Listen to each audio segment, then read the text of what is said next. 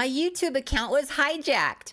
Now, this hijack was not the cute kind of hack where someone steals your password and suddenly the algorithm thinks that you're very interested in Korean soap operas. Oh no, oh no. This was the real kind. The kind that you don't think will happen to you because you're savvy, you're careful, you do all the right things. And the stupid part is that it started with something completely normal, a brand deal email. At this time, the channel had about 54,000 subscribers, and it is my only source of income. Now, if you run a YouTube channel, brand emails show up constantly. Some are legitimate, some are absolutely ridiculous. Some want you to promote supplements made from crushed tree bark and positive thinking. You know, I'm still waiting for the one that promises to cure burnout and existential dread. That one I would sell. You read them, you laugh, you move on. Most of them are harmless. This one just happened to be a digital invasion. The company was called InCreator, and the sender was Marcus at in-creator.com. Yep, I'm calling him out. The pitch was simple, just a small integration with a totally normal timeline, nothing flashy, nothing suspicious. They asked me to join their creator platform to sync my YouTube analytics. Again, felt normal. Brands want you to verify your numbers. They want to see your audience demographics. It made sense. Their website looked totally legit, and the email looked totally legit. So I followed the onboarding steps, and somewhere inside the process, someone walked into my Google account and started redecorating. 1 second of letting your guard down, just 1 moment of not being overly suspicious, 1 moment of thinking that maybe this is a real opportunity. That's all it takes. Within 15 seconds, I started getting emails saying that my password had been changed, and if it wasn't me, I should secure my account. Now, how I do that without a password is a question for the ages, but I tried. If you're like me, you might think, oh, did I change it? Is this a mistake? So you try and log in again, and it doesn't work. And then you think, oh, maybe caps lock is on. Maybe I'm not remembering it right. Maybe the internet is down. Then the login screen asks for something very interesting, an NFC or USB security key, which is fascinating because I never set one up. I wouldn't even know how. I had phone numbers, an authenticator, and a code for my two-factor authentication, but now the numbers listed weren't mine. And in that moment, your brain does a very quick little calculation. If I didn't set this up, then someone else did. Fuck. They didn't waste any time. They changed everything. Password, recovery email, recovery phone, two-factor authentication method. On March 9th, 2026, exactly 2 years to the day after I started this YouTube channel, everything I built disappeared in less than a minute. I was hijacked, and there was nothing that I could do about it. So I frantically got online and started researching how to get in touch with YouTube and Google so that I can get my channel back. And that was harder than expected because every outlet led to a dead end. The one thing required to contact them was access to my account, which I didn't have. So it was really frustrating and it was really scary. So I took to Twitter. Okay, X if you must. Now, I'm not a big Twitter user, but I read that it was the best way to reach YouTube. So I sent a post to the interwebs tagging Team YouTube and explained what happened. Within 2 hours, they had written back apologizing about what I was going through, and then they sent me some DMs with the next steps. So yes, that felt awesome. It was progress. I was hopeful. And then I waited, and I waited, and I waited some more. It felt so slow. There was one check-in from YouTube saying that they had opened my case, and then they had me fill out some forms about what happened, and then there was nothing. I wanted to write like every second of every day and ask for updates on my account. I was frantic. There is nothing quite like waiting on a system you can't access to fix a problem that you can't see. The day after the attack, the attacker scheduled a crypto scam live stream on my channel. So sorry about that. I know that some of you are a little bit confused. This is apparently the standard playbook now. They hijack a creator's channel and run fake Bitcoin giveaways pretending to be some kind of tech event. So imagine just opening your channel page and seeing a scam live stream scheduled under your name. Yeah. That was a special moment. About an hour into the stream, the entire channel was gone. Whether it was taken down because YouTube knew it was a scam or because of my case, I don't know.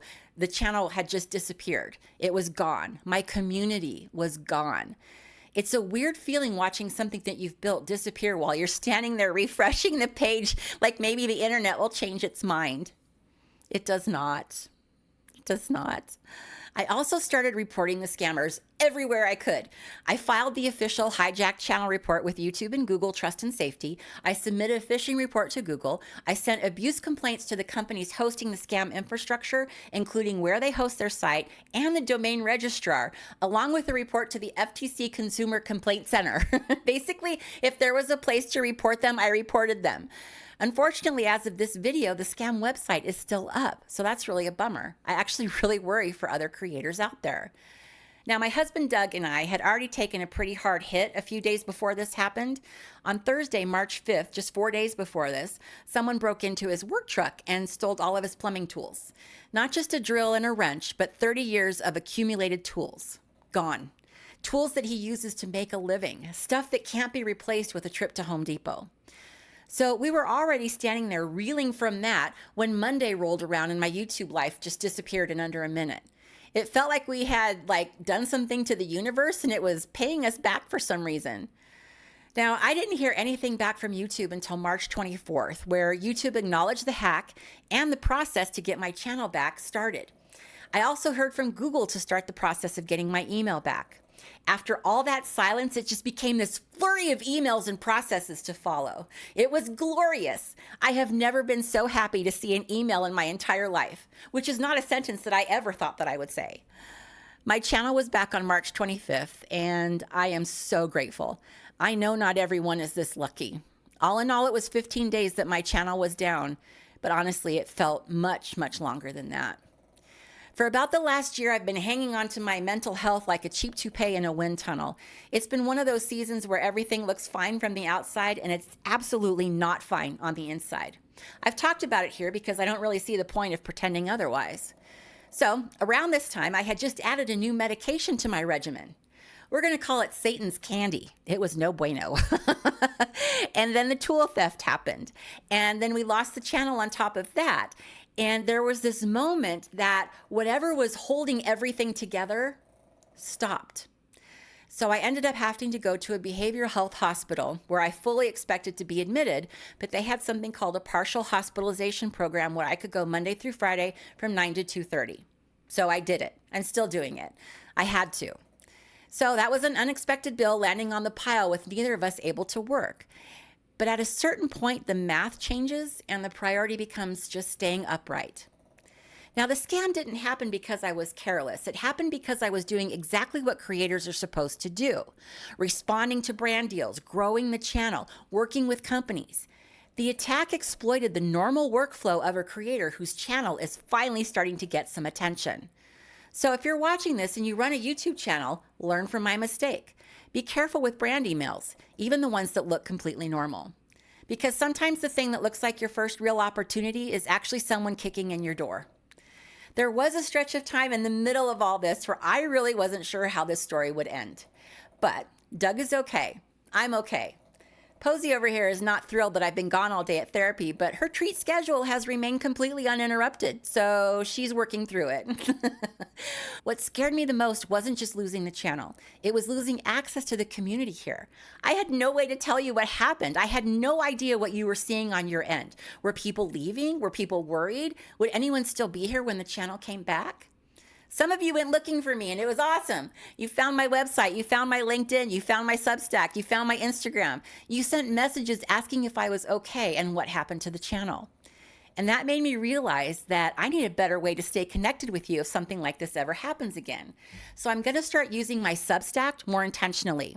I post my scripts and stuff over on Substack, and I also do some other kinds of check-ins that I don't always do on YouTube. So if anything like this ever happens again, that is where I'll show up. There's a link in the description if you want to join my Substack. You told me that you missed me and that you were worried about me, and that meant more than I could put into words. It really did. The last couple of weeks have proved that there are real people here, and that made a very hard time a little bit easier to survive. So thank you. Thank you so much. I'm so proud of what we're building here, and I feel so lucky that I'm still here and can keep going. And if you're new here and you just stumbled across this channel, welcome. I'm really glad that you're here. Under normal circumstances, this channel is a lot less dramatic, but rebuilding after things fall apart is kind of the whole point of what we do here.